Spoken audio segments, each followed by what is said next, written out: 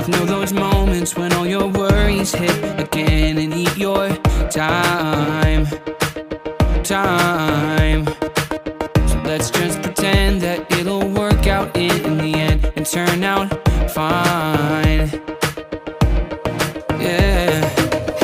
Assalamualaikum warahmatullahi wabarakatuh. Halo semuanya, pada kesempatan kali ini kita akan melakukan praktikum menggunakan kit optika untuk membuktikan sifat pemantulan dan juga pembiasan cahaya. Let's see our video. Baiklah, selanjutnya kita akan masuk ke dalam pengertian pemantulan cahaya dan pembiasan cahaya. Pemantulan cahaya sendiri adalah peristiwa ketika cahaya yang mengenai permukaan suatu benda itu akan dipantulkan kembali. Nah, pemantulan cahaya ini memiliki prinsip yaitu sudut datang sama dengan sudut pantul. Pemantulan cahaya sendiri itu dapat terjadi pada benda yang permukaannya halus atau disebut dengan pemantulan teratur, dan benda yang permukaannya kasar atau disebut dengan pemantulan baur. Selanjutnya kita akan masuk kepada pengertian pembiasan cahaya. Pembiasan cahaya sendiri adalah perubahan arah rambat cahaya ketika melewati medium yang berbeda. Contohnya sendiri adalah peristiwa pembelokan arah tongkat ketika dimasukkan ke dalam. Praktikum kali ini dilakukan dengan tujuan untuk yang pertama, mempelajari hukum pemantulan cahaya dan memverifikasinya melalui eksperimen. Yang kedua, untuk mempelajari terkait dengan pembiasan cahaya melalui medium dengan indeks bias yang berbeda. Yang ketiga, untuk mengamati dan mempelajari proses pembentukan bayangan pada cermin datar, cermin cekung dan juga cermin cembung. Yang keempat, untuk mengamati dan mempelajari bagaimana proses pembentukan cahaya pada lensa cekung dan lensa cembung. Dan yang terakhir, untuk memahami konsep terkait dengan titik fokus, jarak fokus, dan perbesaran pada sistem optik.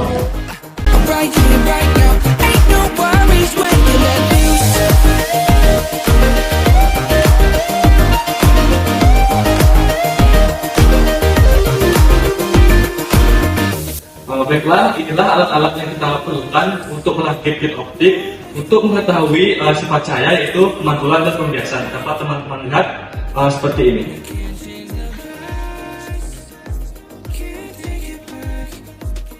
Yang pertama, kita membutuhkan rel presisi. Kita juga membutuhkan penjepit rel presisi. Kemudian, kita membutuhkan penyambung rel presisi. Selanjutnya, kita membutuhkan lampu sebagai sumber cahaya. Selanjutnya, kita juga membutuhkan lensa. Kita juga membutuhkan diafragma. Selanjutnya, kita membutuhkan cermin kombinasi. Alat selanjutnya, kita membutuhkan lensa cekung dan juga lensa cembung. Kita juga membutuhkan power supply. Baiklah, berikut proses bekerja untuk mengetahui sifat cahaya, yaitu pemantulan dan pembiasan cahaya. Langkah pertama yang harus kita lakukan adalah menyambungkan rel presisi menggunakan penyambung rel presisi hingga hasilnya akan seperti ini. Kedua ujungnya juga kita pasangkan kaki rel seperti ini. Selanjutnya, pada rel presisi yang sudah tersambung akan kita pasangkan penjepit atau tumpakan. Nah, cara memasangnya hanya cukup ditekan secara perlahan. Penjepit rel ini dipasang sebanyak 3 buah seperti video ini.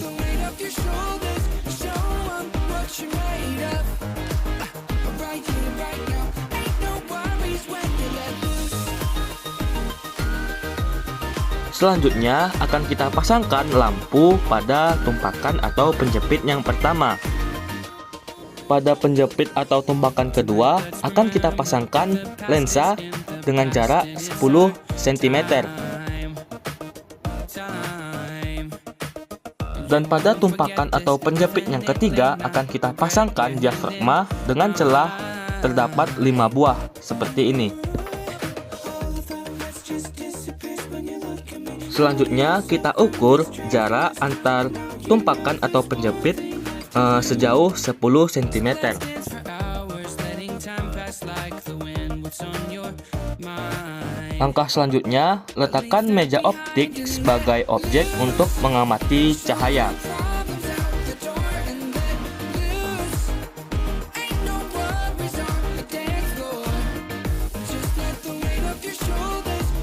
Selanjutnya, sediakan kabel merah dan kabel hitam untuk dihubungkan ke power supply dan lampu sebagai sumber cahaya praktikum ini.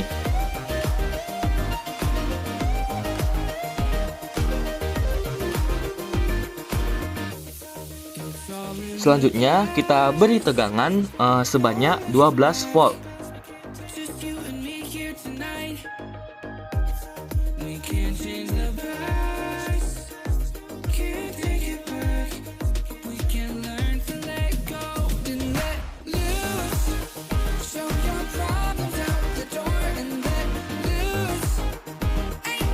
Setelah langkah kerja selesai, selanjutnya kita dapat melakukan percobaan dengan mengikuti langkah-langkah percobaan pada praktikum ini.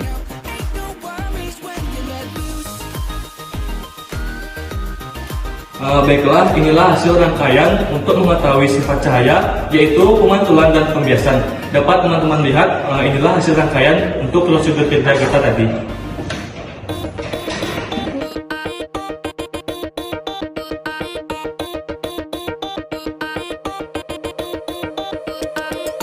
Both know those moments when all your worries hit again and eat your time. So let's just pretend that it'll work out in the end and turn out. Oke, baiklah. Pada kesempatan kali ini kita akan melakukan percobaan untuk menyelidiki sifat pemantulan cahaya pada cermin datar, kemudian cermin cekung, dan juga cermin cembung. Pertama, kita akan menyelidiki bagaimana sifat pemantulan cahaya yang terbentuk pada cermin datar. Bisa dilihat bersama. Pada cermin datar, berkas-berkas cahaya yang dihasilkan akan dipantulkan secara teratur, sehingga sudut sinar datang akan sama dengan sudut sinar pantul. Selanjutnya, kita akan menyelidiki sifat pemantulan cahaya pada cermin cembung. Coba perhatikan bagaimana cahaya yang terbentuk dari hasil pemantulan pada cermin cembung. Pada pemantulan cermin cembung ini, sifat cahaya yang dihasilkan bersifat divergen atau menyebar. Artinya, tidak terdapat titik fokus pada hasil pemantulan cahaya, di mana cahaya yang dihasilkan itu bersifat maya, berada di belakang kaca, dan juga bernilai negatif. Selanjutnya, kita akan menggunakan permukaan cermin yang melengkung ke dalam. Bisa dilihat bagaimana sifat pemantulan cahaya yang terbentuk. Pada permukaan cermin melengkung yang ke dalam, cahaya yang dihasilkan akan bersifat konvergen, artinya mengumpulkan sinar-sinar pantul. Sinar-sinar pantul ini akan terkumpul pada satu titik, di mana titik tersebut yang kita namakan dengan titik fokus. Titik fokus pada cermin cekung ini bersifat positif karena terletak di depan cermin.